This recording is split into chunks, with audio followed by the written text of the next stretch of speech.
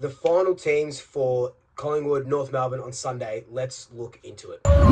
So this is just going to be a quick team talk, just because there's not really many changes from last week, and that's what we love to see. With all of these injuries that have kind of been happening to us for the last 8 or so weeks, however long it's been nice to have a little bit of consistency week to week. Now, we know that going into this game, Nick Dacos was a bit touch and go this week. So we had the game on Monday. We didn't do any training on, or he didn't do any training on Wednesday, and he had this sort of final fitness test today to sort of prove himself. He came up really well, and now he's playing. I know a lot of people were like, "Oh, maybe we should sort of rest Nick." Does the Brownlow really matter if he's sort of going for it? If he's just a little bit sore, should we give him the week off? Because now we've got the bye, so it's 2 weeks off. And I think Nick's 21.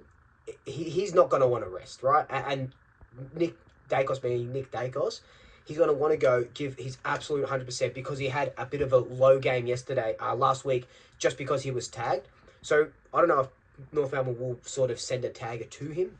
They'll definitely have a run with player to him. But he's probably going to want to test himself again. And he's probably going to get 40 and 3 goals or something crazy like that, I saw someone say.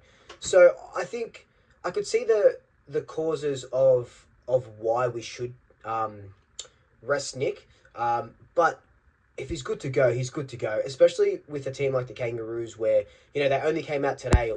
Charlie Comben, Charlie is his name. Charlie Comben came out and said that we're really, really gettable.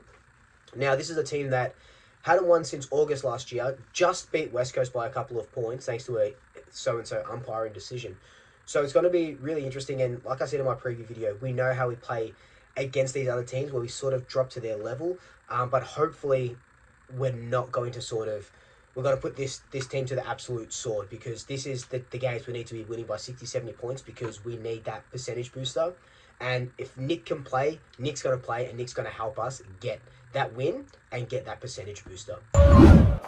So the biggest thing here with the extended squad was that we saw TJ sort of named in the extended squad and hoping for a debut. And TJ is set to debut. Now, he's our 6th debutant for this season. Like, a team that just won the premiership last season, who could go second on the ladder, has 6 debutants this season. Like, that's, I don't know if it's unheard of. I can't remember any other team doing this when they're trying to back up a premiership, but that's insanely impressive.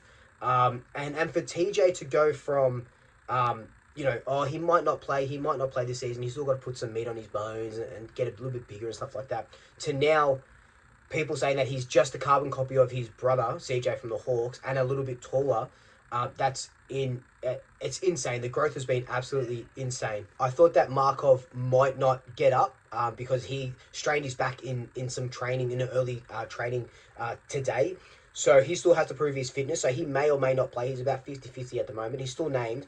But TJ off the half-back line is going to be incredible to see. What does that mean for our substitute? I'd love to see TJ not start as the sub. I dare say if Markov does play, he will be the sub. I predicted him to be the sub last week, but that was Bytel who did that, and Bytel is the one that has been dropped. So we do need a sub. I think it'll be Markov as a sub. It's going to be one of those interchange players who are Frampton, Sullivan, TJ, Harrison, and Markov. I don't think it's going to be Harrison or Sullivan or Frampton. So it's really out of Markov and TJ. So I do dare say that it might be TJ. But I just love what he's been able to do through the VFL. It's been incredible to see. So congratulations on your debut, and I can't wait. This guy's going to be the absolute future for us. The last thing to sort of talk about, I just touched on a bit before, is Markov. So if Markov doesn't pull up, our emergencies are McInnes, Allen, and Bytel. I don't think McInnes comes into this side, especially with how Kruger's playing at the moment. So I think if Markov does pull out, I think it might be Ed Allen that jumps in, because I've liked what Ed Allen has been able to do. He went back to the VFL, did a couple of really nice things. So if Markov doesn't get up, I think Ed Allen comes into the side. And if Allen is into the side, I think Allen will be the sub.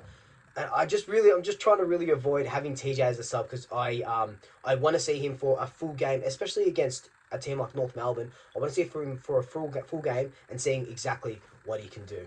But anyway, guys, this has just been a very quick team talk. Let me know your thoughts on the team down below. Would you have made more changes? Would you have made less changes? Would you have rested Nick? Let me know in your thoughts down below. But until then, like, comment, subscribe, Tay family, Tay friends, Tay pets, and until next time, double shaggers. I'll sweep you later.